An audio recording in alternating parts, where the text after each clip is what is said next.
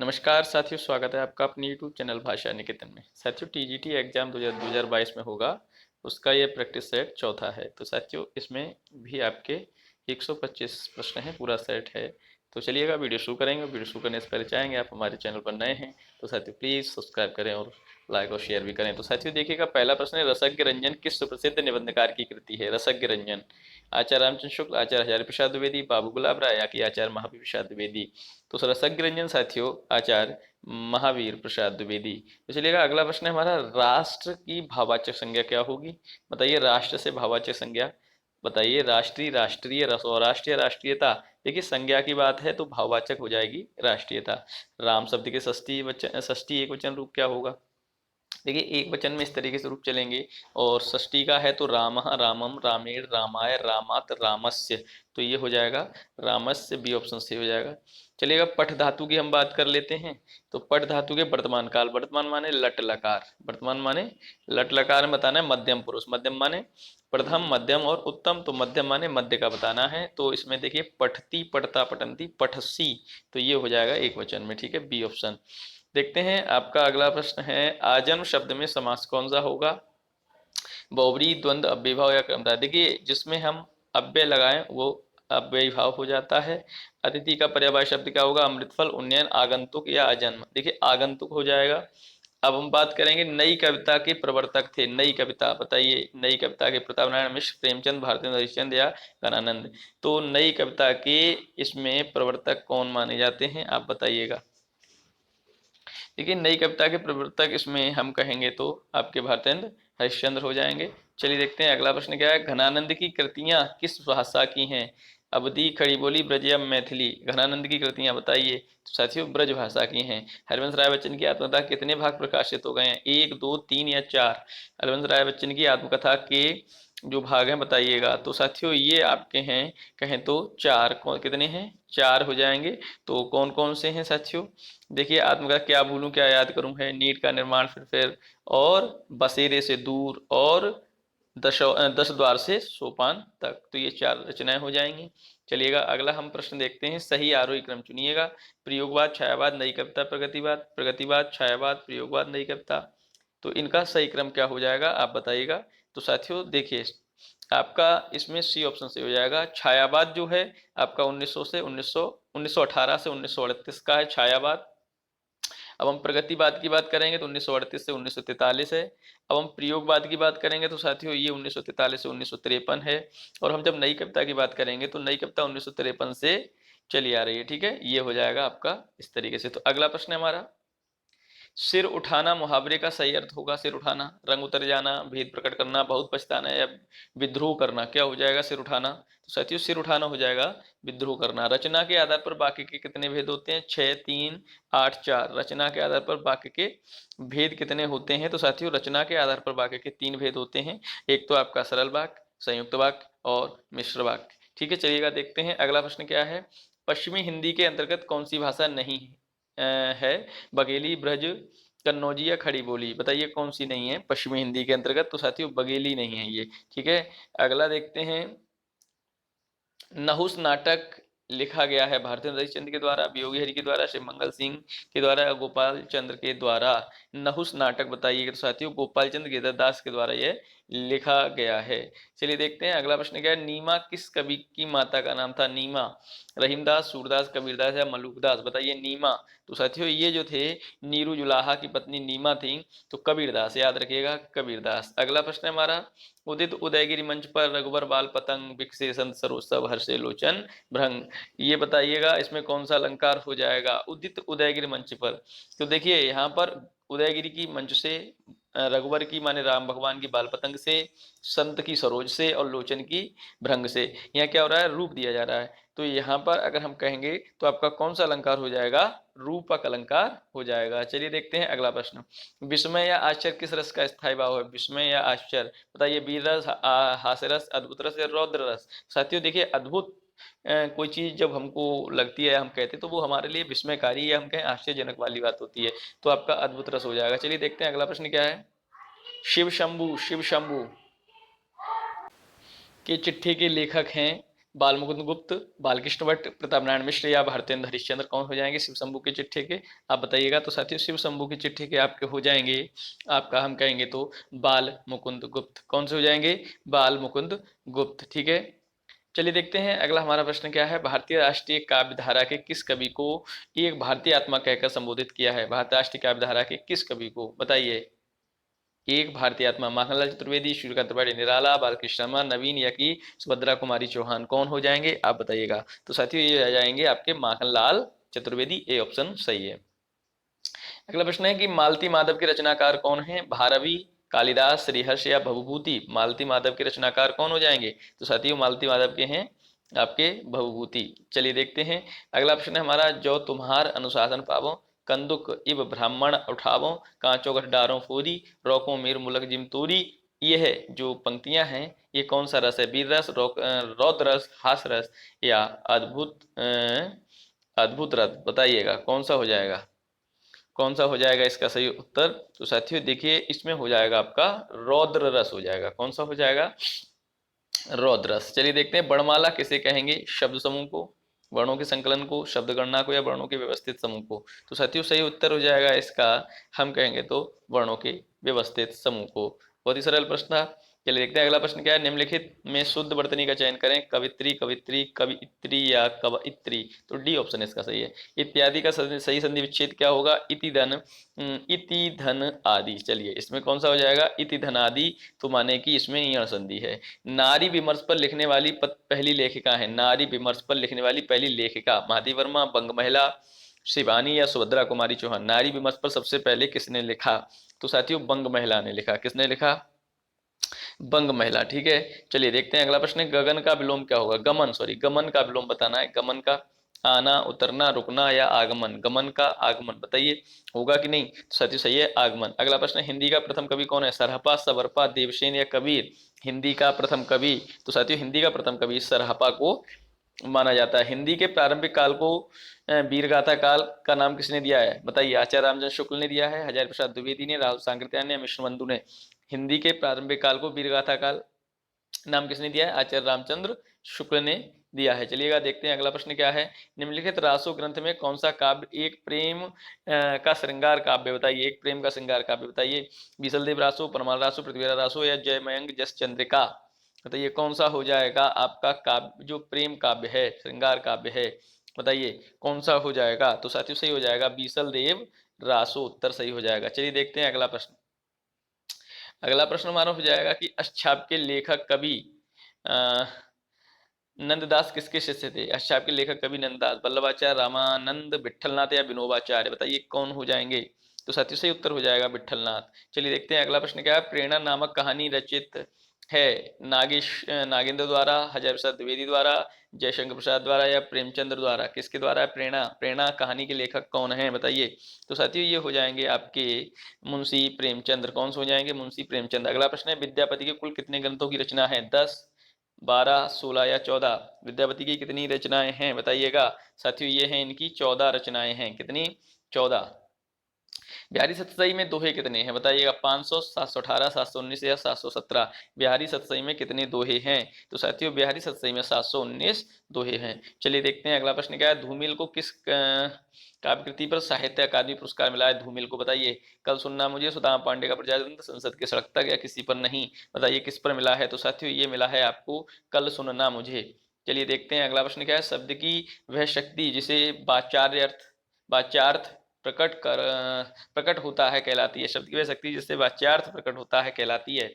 लक्षणा, व्यंजना, शब्द शक्ति या अभिधा? कौन सी हो जाएगी साथियों? तो अभिधा कहेंगे उसको। क्या कहते हैं? अभिधा। चलिए देखते हैं अगला प्रश्न क्या है। हिंदी में रेखाचित्र के प्रथम रचयिता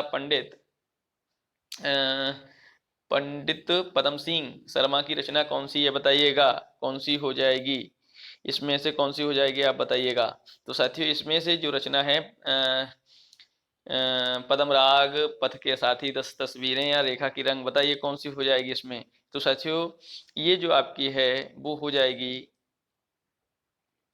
पदम राग कौन सी हो जाएगी साथियों, पदम राग आपकी हो जाएगी। ठीक है, चलिएगा देखते हैं। आधुनिक हिंदी कहानी का आरंभ सरस्वती पत्रिका के सन 1990 ईस्वी में प्रकाशित अंक की किस कहानी से माना जाता है? इंदुमती, नासकेतुपाख्यान, रानीकेत की कहानी या यमलोक की कहानी? बताइए किससे माना जाता है?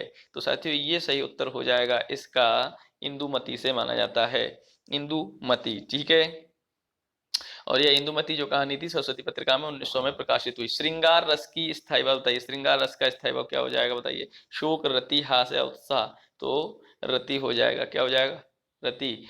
बताइए अनुभाव के दो भेद होते हैं, कायिक वाचिक, सात्विक वाचिक, कायिक सात्विक या सात्विक मानसिक? बताइए अनुभाव के दो भेद होते हैं, कौन कौन से होते हैं बताइएगा? तो साथियों अनुभाव के कायिक और सात्विक, सी ऑप्शन इसका सही हो जाएगा, सी ऑप्शन इसका सही हो जाएगा। चलिए देखते हैं अगला प्रश्न। सही कथन चुनिए। या और बा ध्वनियां अधस्वर कहलाती हैं। व्यंजन का उच्चारण बिना स्वर की सहायता से हो सकता है, नहीं हो सकता। अवदेश का विग्रह अवधन देश होगा। बताइए अवदेश का विग्रह अवधन देश होगा। या कि कहें तो हिंदी में व्यंजनों की संख्या 60 होती है, नहीं। तो साथियों ये सब अवदेश भी नहीं होगा, है ना। अवधि धन ईश होगा, क्या होगा? अवधि धन, अवध या अवध धन ईश, क्या हो जाएगा? अवधि नहीं अवध, अवध के जो नरेश हैं तो वो इस तरीके से। या ए पहला आपका या और वाह वाला पहला सही हो गया। देवनागरी लिपि की सबसे बड़ी विशेषता क्या है बताइएगा? हिंदी भाषा की लिपि होना, प्राचीन लिपि होना, अनेक भारतीय भाषाओं की लिपि होना या सर्वाधिक वैज्ञानिक लिपि होना, एक ध्वनि के लिए एक संकेत होना। बताइए देवनागरी लिपि की सबसे बड़ी विशेषता क्या है, इनमें से आप बताइएगा। तो साथियों सही उत्तर इसका हो जाएगा आपका सर्वाधिक वैज्ञानिक लिपि होना, एक ध्वनि के लिए एक संकेत होना है। अगला है कर्म कारक के लिए प्रयुक्त होने वाला चिन्ह बताइए कौन सा हो जाएगा? बताइए कर्म कारक के लिए, तो कर्म कर्ता ने कर्म को, कौन सा हो जाएगा? को, सही है। अगला है इनमें से किस शब्द का पर्यायवाची गलत है? कमल जलज, कमल के जलज, पंकज सरोज, ठीक है। पुष्प के कुसुम, फूल सुमन, ठीक है, सुमन, ठीक है। सरस्वती का गिरा, भारती वाणी, या सरस्वती का आपका हो जाएगा दिवस याम बासर, तो सूर्य के दिवस याम बासर, यही गलत है साथियों, ये सब सही है, आपका ये गलत है। ठीक है, तो डी ऑप्शन सही हो जाएगा। चलिएगा देखते हैं हमारा अगला प्रश्न क्या है। अगला है लंबोदर की, लंबोदर उदाहरण है बहुब्री समास का, द्वंद्व समास का, द्विगु समास का क्रम है। तो लंबोदर गणेश बहुब्री समास। चलेगा, बताइए अपव्यय शब्द का विलोम होगा अधिव्यय, व्यय, मितव्यय या इनमें से कोई नहीं? बताइएगा अपव्यय का कौन सा हो जाएगा आपका? मितव्यय, कौन सा हो जाएगा? मितव्यय। अगला है निरख सखी ये खंजन आए, फेरे उन मेरे रंजन ने नैन इधर मन भाए। ये जो पंक्तियां हैं कौन से गुण की हैं? ओज गुण की, माधुर्य गुण की, प्रसाद गुण की, या इनमें से कोई नहीं? बताइएगा कौन सी हो जाएंगी? तो साथियों सही उत्तर इसका हो जाएगा माधुर्य गुण है। चलिए देखते हैं अगला प्रश्न क्या है। चैन की बंसी बजाना का अर्थ है साइकिल की चैन की बंसी बनाकर बजाना, मौज करना, फुर्सत में बंसी बजाना, बेरोजगार होना। चैन की बंसी बजाना, बताइए कौन सा हो जाएगा?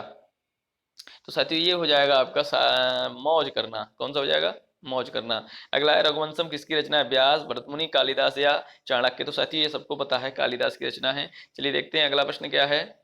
अगला प्रश्न है रमा शब्द के रूप की सप्तमी व्यक्ति के बहुवचन का होगा रमा, बताइए। आकारांत स्त्रीलिंग, ये जो आपका रूप है आकारांत स्त्रीलिंग का है, बताइए कौन सा हो जाएगा इसमें? रमासु, रमाणाम, रमयो या रमायाम, कौन सा हो जाएगा आप बताएंगे?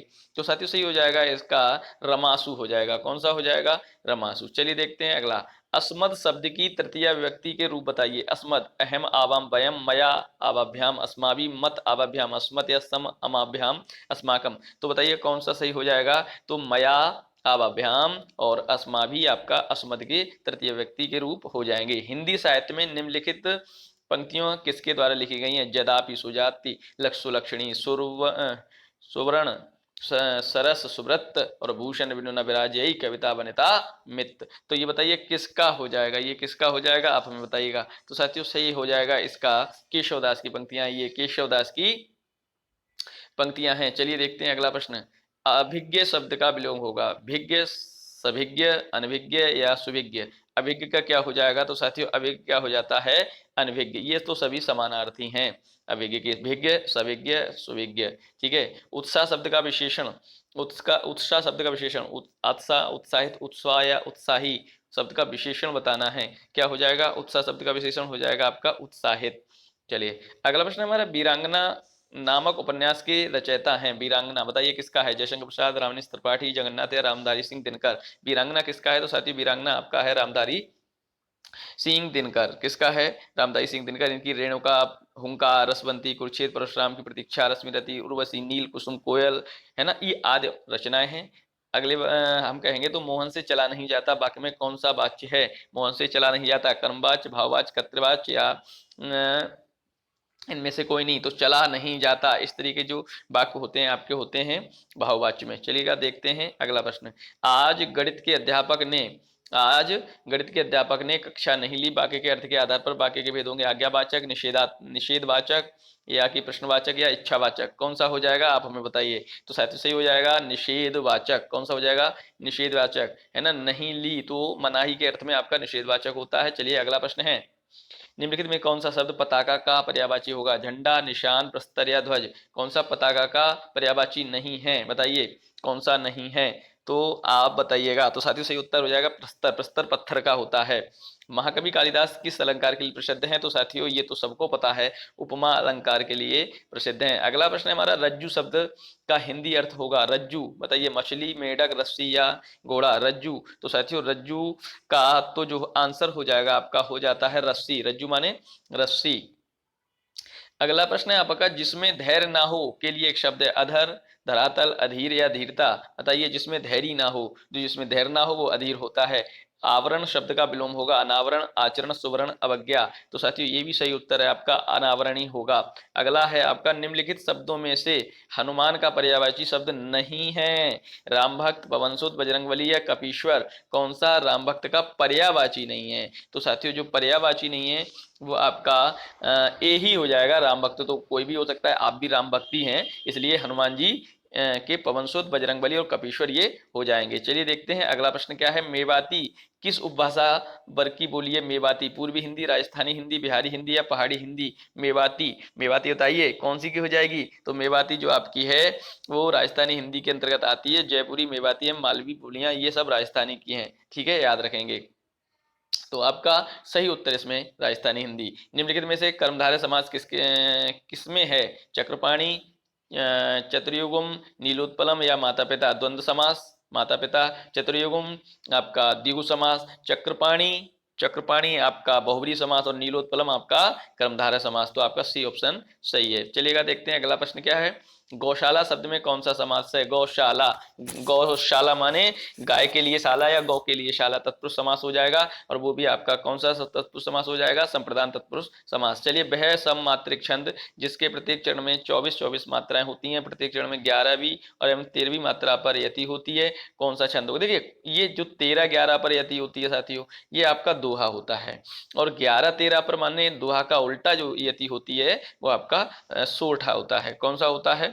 सोरठा होता है। तो आपका, लेकिन याद रखना वो उसमें प्रत्येक चरण में 11-11, 24 पे यति है, 24 मात्राएं हैं। तो साथियों देखिए ये आपका सोरठा हो गया 11-13 पे, लेकिन मात्राएं कितनी कितनी होती हैं? 13-11, 11-13। अब जब पूरा एक चरण 13-11 मिला के जब होता है, 11-13 मिला के होता है, जब वो 24 बनता है तब ये आपका हो जाता है रोला का। हम कहेंगे 4-4, मान लो कहें 2 अगर सोरठा एक साथ लिख दिया जाए तो हम कह देंगे वो रोला का रूप बन जाता है। तो चलिएगा हम देखते हैं अगला प्रश्न। काव्य का वह गुण जो चित्त में तेज और स्फूर्ति का संचार करता है, कौन सा गुण कहलाता है? ओज, माधुर्य, प्रसाद या इनमें से कोई नहीं। तो साथियों ये तो बहुत सरल है, ओज गुण कहलाता है। अगला प्रश्न है, चलिए देखते हैं। तरु रिपु रिपु धर रेख के बिरहिनी तीय अकुलाय में कौन सा काव्य दोष है? चित्त संस्कृति, न्यून पदत्व, अधिक पदत्व या क्लिष्टत्व। कौन सा सही हो जाएगा? तो क्लिष्टत्व हो जाएगा। चलिए देखते हैं हमारा अगला प्रश्न क्या है।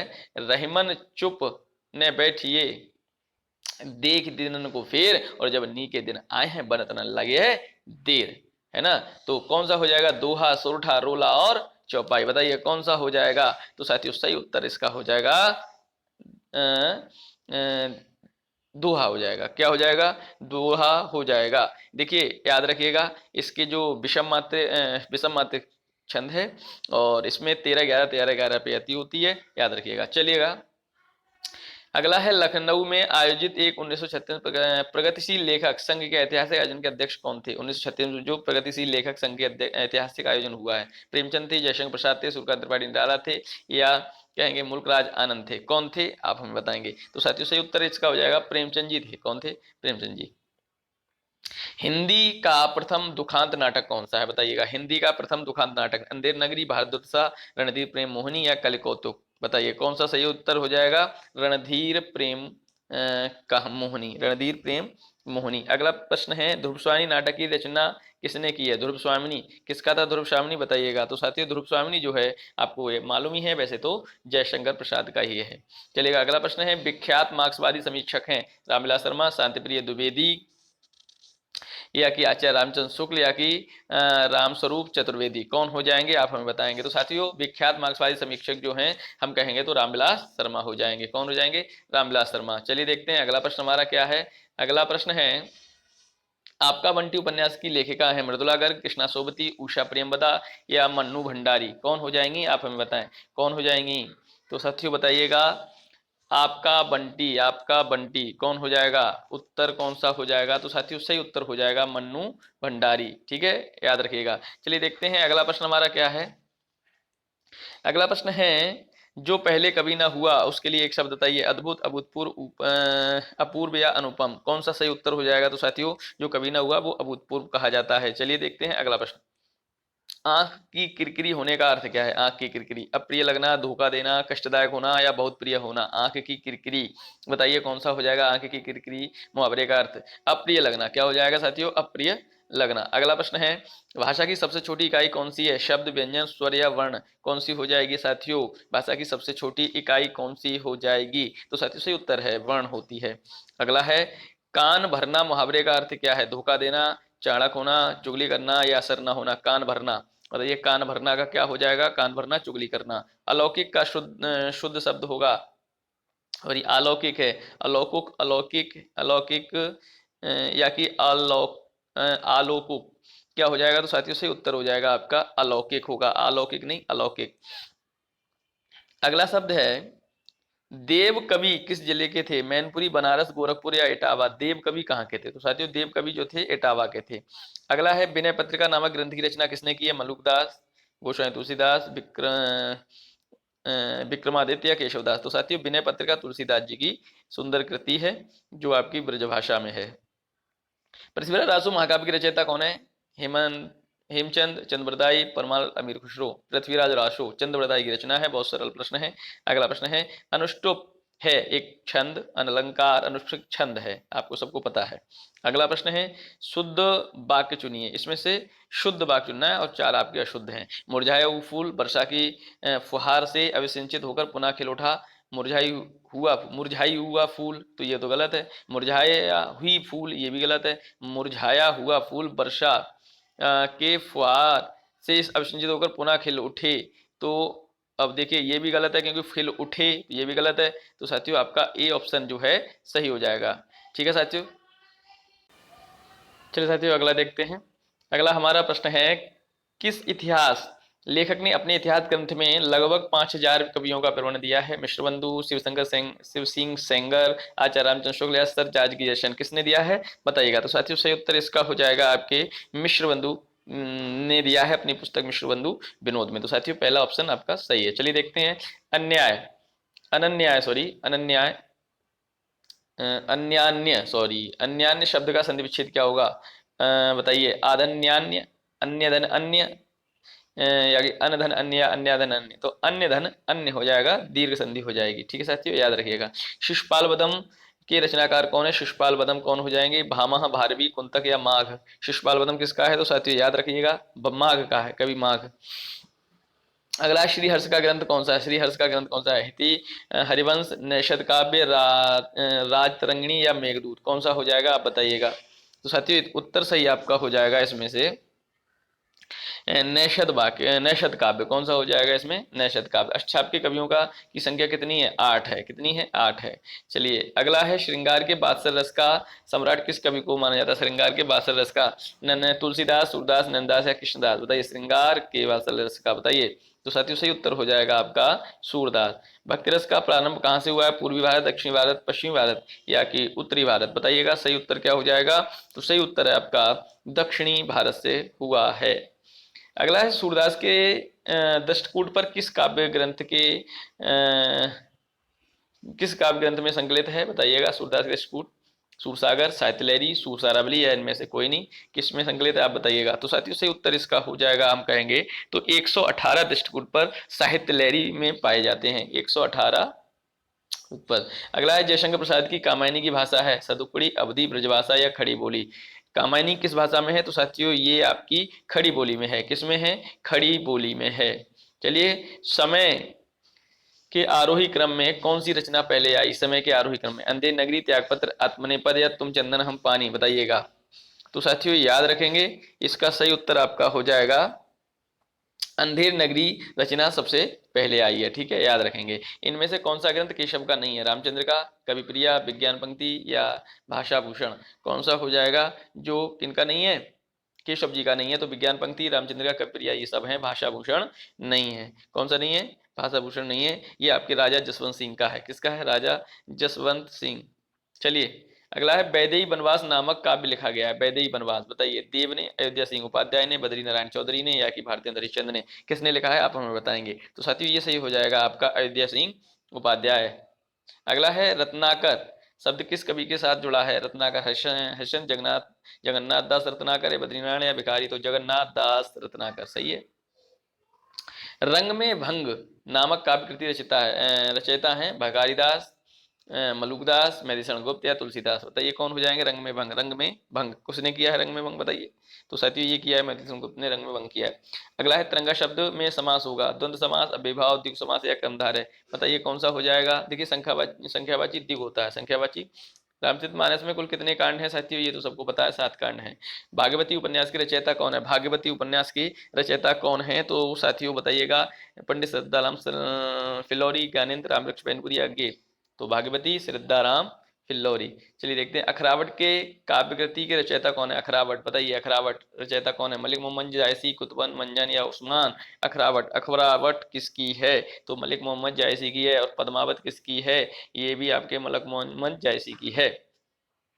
अगला है, आडंबर बहुत किंतु वास्तविक कुछ नहीं है के लिए सही लोकोक्ति है, आंख का अंधा नाम नयन सुख, ऊंची दुकान फीका पकवान, ऊंट के मुंह में जीरा या खोदा पाड़ निकली चुईया। आडंबर बहुत किंतु वास्तविकता कुछ नहीं है, तो बताइएगा कौन सा हो जाएगा, ऊंची दुकान फीके पकवान, सही उत्तर हो जाएगा इसका, क्या हो जाएगा, ऊंची दुकान फीके पकवान। चलिए अगला प्रश्न है आपका, सरस्वती पत्रिका का प्रकाशन किस वर्ष हुआ है, 1843, 1900, 1902 या 1903, किस वर्ष हुआ है आप हमें बताएंगे। तो साथियों ये सही उत्तर हो जाएगा 1900, कौन सा, 1900 हो जाएगा। चलिए निर्देश प्रश्न संख्या 105 से 110 तक का है मामला, नीचे दिए गए पद्यांश को पढ़कर इन प्रश्नों के उत्तर देना है। सुनता हूं मैंने भी देखा, काले बादल में हंसती चांदी की रेखा, काले बादल जाति देश के, काले बादल विश्वक्लेश के, काले बादल उठते उठते पर, है ना, और नव स्वतंत्रता के प्रवेश के, सुनता आया हूं यह देखा, काले बादल में हंसती चांदी की रेखा। चांदी की रेखा सुमित्रानंदन पंत, उससे ये उद्धृत है। काले बादल में हंसती चांदी की रेखा पंक्ति का भाव क्या है, बताइए क्या है पंक्ति का भाव। बादलों से टकराने बिजली चमकती है, अंधेरे के बाद प्रकाश आता है, काले बादलों में चांदी की रेखा है, या विपत्तियों के बीच आशा की किरण दिखाई देती है, कौन सा सही उत्तर हो जाएगा आप हमें बताएंगे। तो साथियों सही उत्तर हो जाएगा, विपत्तियों के समय हमें आशा की किरण भी दिखती है, डी ऑप्शन सही हो जाएगा। अगला प्रश्न है हमारा, काले बादल प्रतीक हैं, बताइए किसके, मानसून के द्वारा आने वाली खुशहाली के, तूफान के, गर्मी से मुक्ति के, या जातिगत वैमनस्य के, किसके हो जाएंगे। तो साथियों सही हो जाएगा जातिगत वैमनस्य के। चलिए अगला प्रश्न है, काले बादल में हंसती चांदी की रेखा में कौन सा अलंकार है, बताइए काले बादल में हंसती चांदी की रेखा, बताइए उत्प्रेक्षा, श्लेष, उपमा अलंकार या रूपक अलंकार। तो साथियों कौन सा सही उत्तर हो जाएगा आप हमें बताएंगे। तो साथियों ये है आपका श्लेष अलंकार, कौन सा हो जाएगा, श्लेष, कौन सा, श्लेष। काले बादल में चांदी, हंसती चांदी की रेखा में श्लेष अलंकार है। देखिए अनेक अर्थ जहां निकलते हों वहां आपका ये हो जाता है। चलिए, निम्न में से बादल का पर्यायवाची शब्द नहीं है। बादल, बादल। वैसे तो साथी ये बताएं, हस्ती चांदी की रेखा है, इसमें मानवीकरण अलंकार भी हो जाएगा, ठीक है। हाँ, जहां मानव जैसा व्यवहार हो। अगला है, निम्न में से बादल का पर्यायवाची शब्द नहीं है, बताइए। घन, पयोधर, जलज या जलद। तो साथियों जलज नहीं होगा, ये कमल का पर्यायवाची है। चलिए देखते हैं अगला प्रश्न क्या है। स्वतंत्रता का विलोम शब्द क्या होगा? परतंत्रता, पराधीनता, परतंत्र या गुलाम। बताइए कौन सा हो जाएगा स्वतंत्रता का? तो स्वतंत्रता का साथियों उत्तर सही हो जाएगा आपका परतंत्रता। कभी का कभी क्या सुनने और देखने की बात कहता है? आशा की किरण, निराशा को, बादलों को या बिजली को? कभी क्या सुनने को कहता है? तो साथियों आशा की किरण, आशा की किरण को। अगला प्रश्न है, भक्ति काल के किस कवि को जड़िया विशेषण से विभूषित किया जाता है? नंददास, परमानंदास, सूरदास या चतुर्भुज? जड़िया, जड़िया विशेषण, है ना। बताइए किसको कहा जाता है जड़िया? तो साथियों याद रखिएगा, हम कहेंगे नंददास जड़िया, नंददास जड़िया, नंददास जड़िया। आलपीन और गमला किस विदेशी भाषा के शब्द हैं? आलपीन और गमला फ्रेंच, पुर्तगाल, अंग्रेजी या जापानी? बताइए किसके हैं? तो साथियों ये हो जाएंगे पुर्तगाली। किसके हैं? पुर्तगाली हो जाएंगे। अगला है, सुख सागर की रचना किसने की? सुख सागर, सदल मिश्र, लल्लूलाल, इंशाअल्लाह खां या सदा सुखलाल? सुख सागर किसने की है? तो साथियों सुख सागर सदा सुखलाल ही करेंगे। अगला है, कोणार्क नाटक की रचना किसने की? कोणार्क, कोणार्क नाटक की रचना बताइए। मोहन प्रकाश, जगदीश चंद्र माथुर, भुवनेश्वर कुमार या राम कुमार वर्मा? किसने की है बताइएगा? तो साथियों सही उत्तर है आपके कहेंगे तो जगदीश चंद्र माथुर, जगदीश चंद्र माथुर। अगला प्रश्न है हमारा, वैराग्य संदीपनी किस कवि की रचना है? वैराग्य संदीपनी तुलसीदास, सूरदास, कबीरदास या नंददास? वैराग्य संदीपनी किसकी है? तो साथियों तुलसीदास की है वैराग्य संदीपनी। अगला, इनमें से बिहारी हिंदी का रूप नहीं है? भोजपुरी, अवधी, मगही या मैथिली? कौन सा बिहारी हिंदी का नहीं है? तो भोजपुरी है, मगही है, मैथिली है कि नहीं है, या बताइएगा। तो साथियों इसमें सही उत्तर हो जाएगा आपका अवधी नहीं है, मैथिली भी है, याद रखिएगा।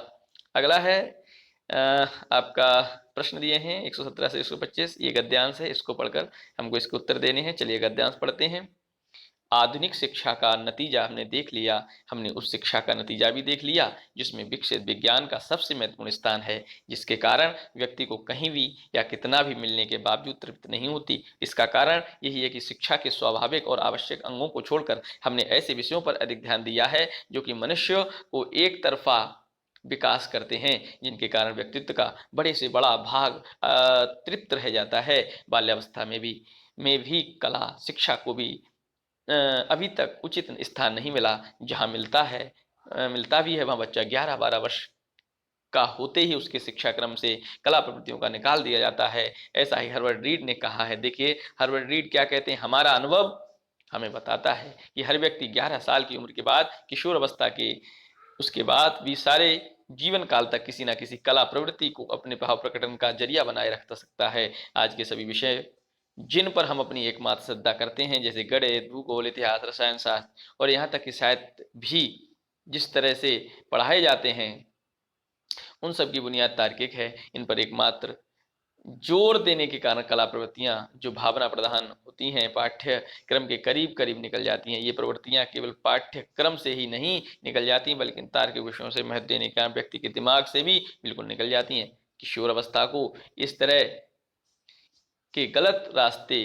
पर ले जाने का नतीजा भयानक हो रहा है। सभ्यता रोज बरोज बेढब होती जा रही है, व्यक्ति का गलत विकास हो रहा है, उसका मानस अस्वस्थ है, परिवार दुखी है, समाज में फूट पड़ी है और दुनिया पर ध्वंस करने का ज्वर चढ़ा है।